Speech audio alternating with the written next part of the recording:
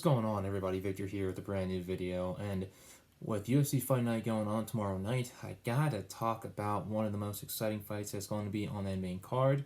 And I'm not gonna lie, this isn't the most stacked card for UFC Fight Night. Obviously, the UFC is putting all their cards in one deck when it comes to UFC 261, which is already passed. It took place last week. It was absolutely amazing.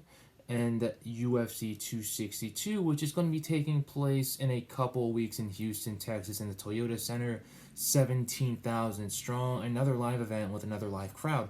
UFC Fight Nights are still going to be placed in the UFC Apex facility.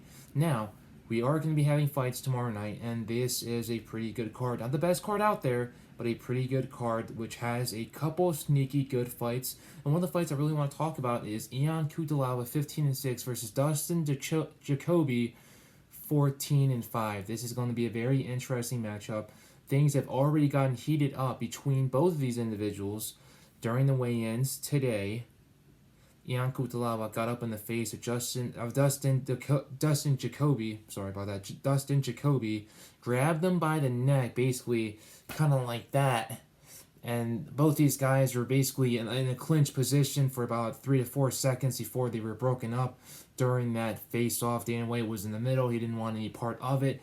This is going to be a banger of a fight. And the reason why I say that is because both these guys like to stand and bang. Dustin Jacoby used to be part of the UFC before he had gotten cut.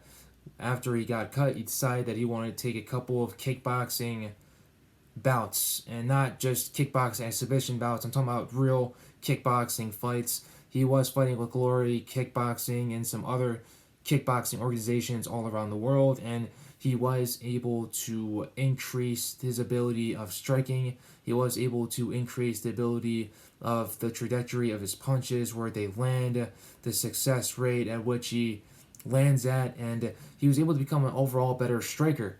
Now that he was able to come back to the UFC via Dana White's Contender Series, he's been doing pretty good so far. His last win was against Maxime Grisham, and it was a really good fight between both those two individuals, and it was a very, very close fight. It could have gone either way, but he did get the nod from the judges, and now he's coming for a second fight in the UFC against the very, very game that was Dustin Jacoby's second fight, I believe, with the UFC. And now he's going on to his third fight with Cutelaba, which is going to be another interesting matchup. Like I said, Cutelaba, his last fight was on Fight Island, and that was against Magomed Ankalaev. I believe that's Magomed Ankalaev, and let's just say that Magomed absolutely tore him apart in that fight and was able to get that KO finish against Cutelaba. And there's not that many guys out there that can really finish Cutelaba because he is a monster. That's why they call him the Hulk. The guy is an absolute... It's just a specimen. He's a physical specimen. Like I said, his record might not be the best out there, but he is still a very skilled individual. He's still an individual that has a lot of power. This guy doesn't like to wrestle. He likes to stand and bang and knock out his opponents. Dustin Jacoby likes to do the same exact thing. This is basically a kickboxer versus a full mixed martial artist. And if I were Cutelaba, I would want to take this to the floor because Cutelaba's got some very, very nasty ground and pound that he can be able to utilize against Dustin Jacoby. And if I'm Dustin Jacoby, I'm going to want to make this into a very ugly fight. I'm going to want to get this fight against the cage, smother Cutelaba, get a couple good knees in there into the midsection of the body with a couple of elbows as well, and just mix up your strikes beautifully, but also make it into an ugly fight because when he finds the mark, people tend to go to sleep. So like I said, if I'm Cutelaba, I definitely work on some combinations and fake a couple of shots, work the feints, and go in for a takedown. Try to get Dustin Jacoby on the ground because Dustin Jacoby is the type of individual that, I'm just going to say it right now. His gas take isn't the best. He doesn't have the best gas take out there. So that's something that Cutelaba is going to want to utilize. And Cutelaba is not the type of individual that likes to go the full 3 rounds. He likes to get his opponents out of there within the first or second round. That way he can be able to take less damage and inflict more of it on his opponents instead of his opponents inflicting it on him. Dustin Jacoby, like I said, he's going to want to mix things up, and he's a beautiful striker. Absolutely beautiful striker. He knows how to mix in his strikes, but he's going to have to watch out for some takedown attempts. He's going to have to work the sprawls. He's going to have to work the wizard, the crossface. He's going to want to make sure he's moving at all times. You don't want to be a stationary target against Ion Cutelaba, or you're going to go to sleep. You want to make sure that your head movement is to the side, up, down, crisscross, you name it.